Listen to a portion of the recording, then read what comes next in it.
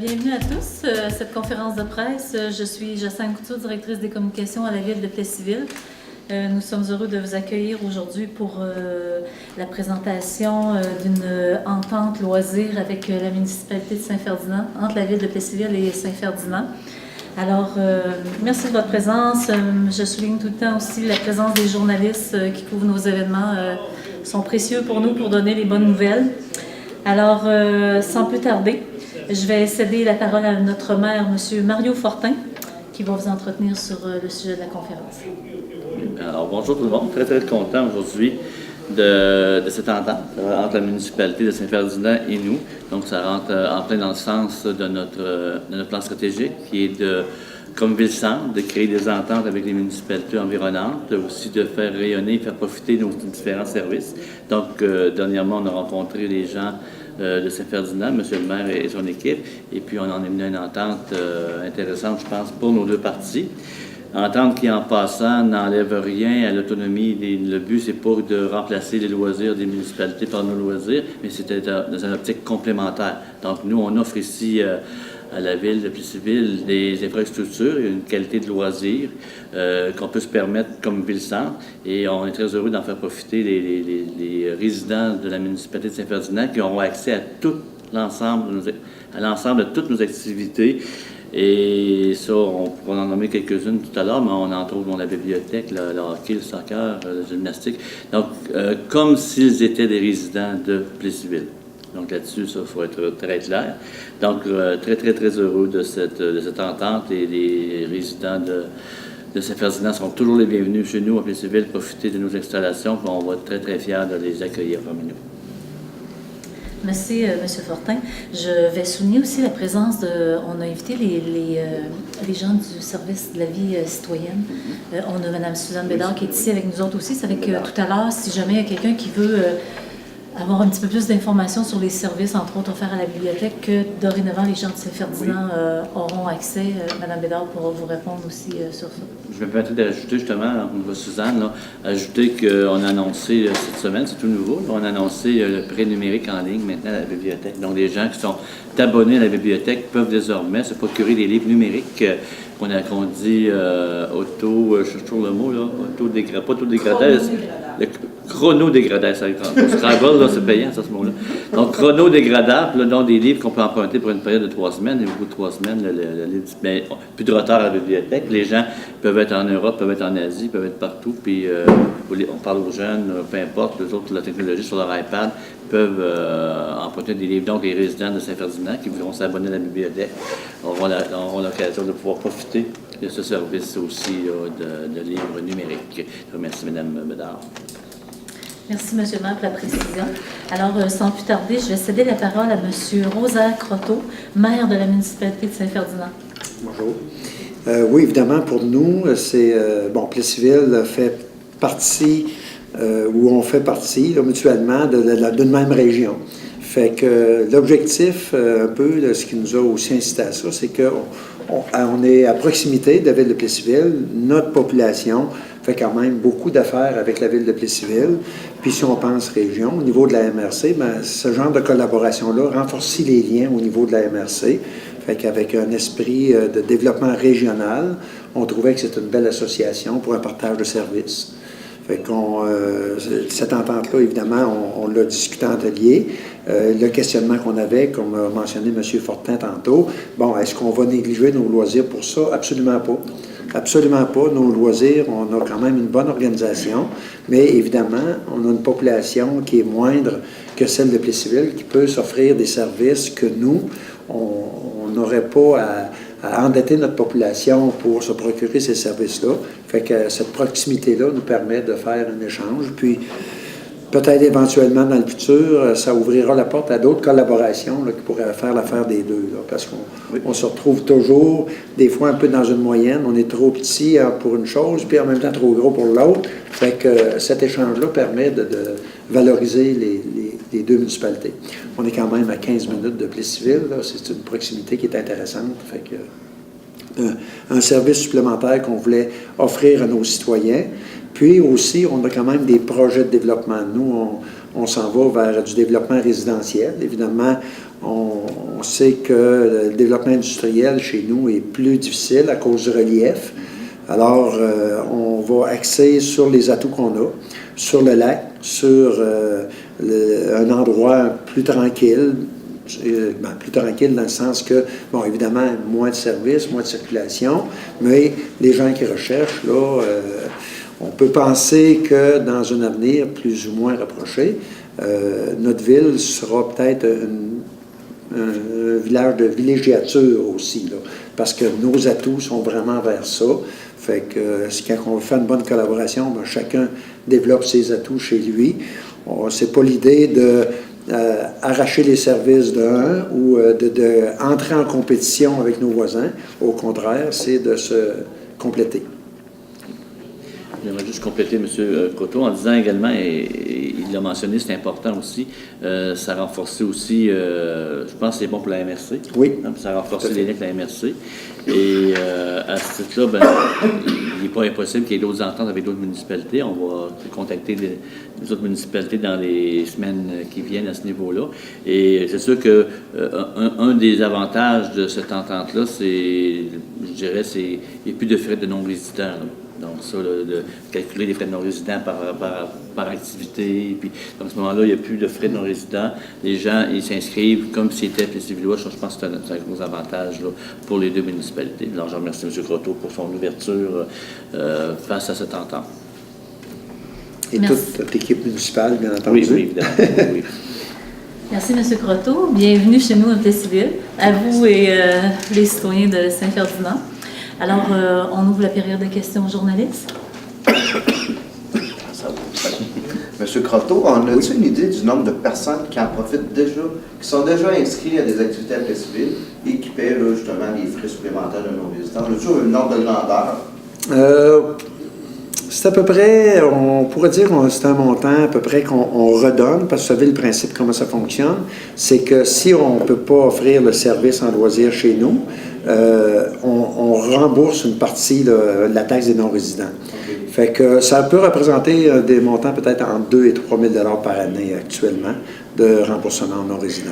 Pourquoi on parle d'une dizaine de personnes qui peuvent... On pourrait parler peut-être entre 10 et 20 personnes, là. Je n'ai pas le chiffre exact. Fait que, sans entendre, 2 à 3 000 $ par année que ça vous coûte là, pour ces services-là. De remboursement de taxes de Avec non-résidents. l'entente. Avec entente, c'est un montant de 6 500 $. Mais notre espérance en ça, on va dire oui, ça coûte un petit peu plus cher, mais on espère avec ça aussi offrir un service supplémentaire à notre population. Évidemment, comme toutes les municipalités, on cherche à attirer le plus de gens possible. Puis avec le projet, là, on a en fait 2 projets là, qui sont en train de se mettre en place. Là. On parle de la construction de 36 condos qui est débuté depuis déjà quelques semaines. Et on a toujours notre projet là, pour le programme Accès Logis là, pour 24 logements pour personnes avec légère perte d'autonomie. Fait que ces personnes-là, on espère augmenter notre population. On ne veut pas venir chercher la population de Plessisville, mais on est proche d'une autre région, à proximité de nous. Fait que ce qu'on veut aussi, peut-être renforcer le lien de notre population vers la région centre du Québec et région de l'Érable en même temps. Donc, l'objectif, c'est de pouvoir offrir le maximum de services à ces gens-là, parce qu'on attend beaucoup de gens de l'extérieur au niveau de la construction des condos. Quand je dis extérieur, il y a des gens de Montréal, il y a des gens des villes Québec qui vont faire l'acquisition de condos pour en faire une résidence d'été, mais éventuellement pour en faire une demeure, une résidence fixe. Fait que c'est un peu l'espoir qu'on a là, en offrant ce service-là à notre population.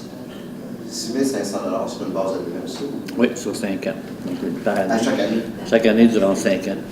Au bout de 5 ans, on se rassoit, puis on va rejuger à ce moment-là qu'est-ce qui est mieux pour nous. Évidemment, parce que, comme a mentionné M. Fortin, nous, on continue là, d'offrir le maximum de services au niveau de loisirs, puis les perfectionner, ces choses-là, parce que, bon, on ne veut pas quand même priver de ce qu'on peut offrir dans notre population. On veut leur donner accès à ce que on ne peut pas offrir. Saint-Ferdinand n'a pas d'autres ententes de cette nature? À part les ententes avec la MRC de l'érable, évidemment, il y a plusieurs ententes. Là, faisant partie de la MRC, là, Mais en loisir avec d'autres municipalités. Avec d'autres municipalités, on n'en a pas. Il peut avoir quelque chose avec Thetford, non? Non, pas dans ce sens-là. Il n'y en a pas, c'est... Non. Ça avait-tu été envisagé, d'aller vers Black Lake, peut-être? Non. Non plus. Non, c'est sûr que ce qu'on cherche, en tout cas, moi, j'ai quand même, je tiens beaucoup à l'esprit régional. Fait que c'est sûr que je dis à mes résidents, mes citoyens, bon, ben, allons vers Plessisville, allons vers l'érable, encourageons-la, parce que, évidemment, il y a toujours le dossier scolaire, qu'on ne s'embarquera pas dans ça, qui n'est pas réglé, là. Mais si on était du côté Plessisville, c'est sûr que ça renforcerait l'esprit régional, là. Ce à quoi on n'a pas non plus baissé les bras actuellement. On a-tu un exemple de, mettons, un jeune qui joue au hockey? Avec frais non résidents ou sans frais, c'est pas l'exemple? En fait, pour nous, à Plessisville, tout jeune qui joue au hockey, on parle du hockey mineur, on ne parle pas des lignes de garage, là, mais au hockey mineur, un jeune, nous, à Plessisville, ça nous coûte 530 peut-être quelques cents différentes, quelques piastres, mais environ 530 qu'on assume pour que le jeune puisse jouer. Ça, c'est à part de son frais d'inscription. Le frais d'inscription, ça, c'est pour l'association, pour permettre à l'association de vivre, des chandails, payer ses arbitres, ces choses-là. Mais quand on parle de ce que la Ville investit, ben, c'est des frais, évidemment, c'est des frais d'amphithéâtre, c'est le chauffage, c'est les embonnies, c'est les heures de glace, c'est l'électricité. Alors, les factures de pharmacie impressionnantes, c'est une grosse infrastructure. Et donc, ça nous coûte environ 530 par jeune pour jouer au hockey. Nous, la Ville de Plessisville, on a fait le choix de rembourser, de faire en sorte que les jeunes, on le paie pour les jeunes. Les jeunes n'ont pas à le payer, ce 530 $-là. Ils payent leurs frais d'inscription comme tout le monde de l'association, mais 530 $, la Ville le paie. Donc, par justice sociale, évidemment, on demande aux gens des autres municipalités avec lesquelles on n'a pas d'entente. Bien évidemment, nous, on demande, on ne pense pas que c'est aux 6 700 citoyens de Plessisville de payer pour l'enfant qui joue de Laurierville ou de Worcester ou de peu importe où autour, parce qu'on se dit, nous on le paye, c'est un choix, mais si on ne le payait pas, le jeune, là, si on ne le payait pas, ça lui coûterait pas mal plus cher, exemple, pour jouer au hockey, là, parce qu'il faudrait ajouter tous ces frais-là. Donc, c'est dans ce sens-là. Fait qu'avec une entente comme c'est là, ben, ça fait en sorte que c'est sûr que la Ville, elle assume à la place du citoyen, là, mais je veux dire, le citoyen n'a pas à débourser ce frais de non-résident là, que nous, on assume avec nos citoyens. Puis le frais d'inscription au hockey mineur, il reste quoi aux parents payés? C'est quoi Bien, le frais, je ne sais pas, as-tu une idée exactement? Ça fait longtemps que mes enfants ne jouent pas au hockey depuis une couple d'années. 200 quelques. Je ne veux pas m'avancer sur un chiffre, là. Je me rappelle pas du chiffre exact. Mais mettons entre 200 et 300.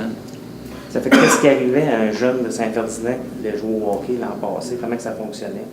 On a envoyé une facture de 530 de frais Vous chargez le total? Bien, ce que ça coûte pour jouer au hockey. Fait que le jeune avait ce 530 $-là payé plus les frais du hockey mineur. C'est ça, oui. C'est ça. Puis nous, on remboursait En partie, le 500. la taxe de non-résident.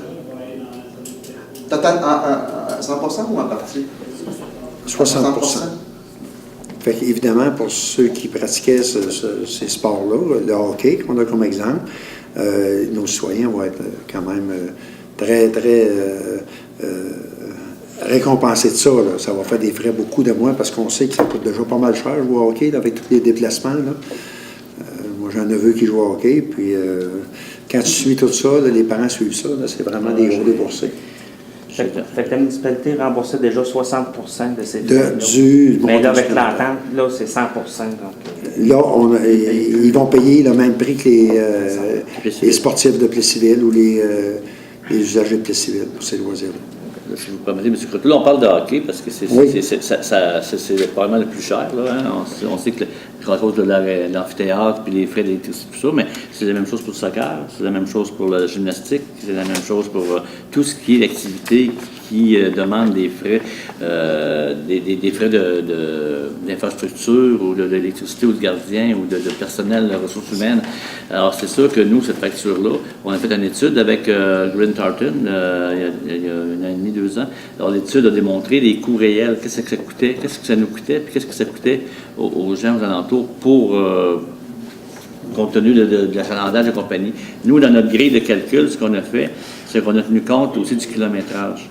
Donc, un résident de Saint-Ferdinand versus un résident de Notre-Dame-de-Lourdes versus un résident des Stars, bien évidemment, c'est pas le même. On a tenu compte du voyageage là, dans Saint-Ferdinand et Plessisville. Donc, on n'a pas chargé le coût total, on a chargé le coût en fonction de tenir compte du paramètre de la distance. Puis nous aussi, ce que ça permettait aussi, évidemment, M. Fortin parlait du soccer. Bon, les jeunes commencent un peu d'initiation au soccer, mais à partir du moment où ils veulent poursuivre un petit peu plus loin, aller dans des ligues organisées, on ne peut pas offrir ce service-là chez nous. Fait que voilà l'avantage, là. Au niveau du hockey, c'était la même chose. C'était des gros coups, mais au niveau de d'autres sports qui veulent aller un petit peu plus loin, il y a la natation aussi, qui était le... Fait que ça permet d'aller un peu plus loin dans ce qu'il y a. Puis vous savez, en même temps, c'est la même chose pour nous versus, exemple, Victoriaville. Dans le sens que nous, on a des jeunes, j'ai vécu personnellement, des jeunes qui n'avaient pas de gymnastique de compétition ici, maintenant, ils veulent faire de la gymnastique de compétition.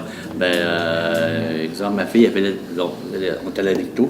Donc, à ce moment-là, la ville débourse, quand c'est pas offert ici, la ville déboursait les frais de non-résidents, puis c'est des factures qui étaient semblables à ça, là, des 300-400 $, soccer élite, de hockey élite.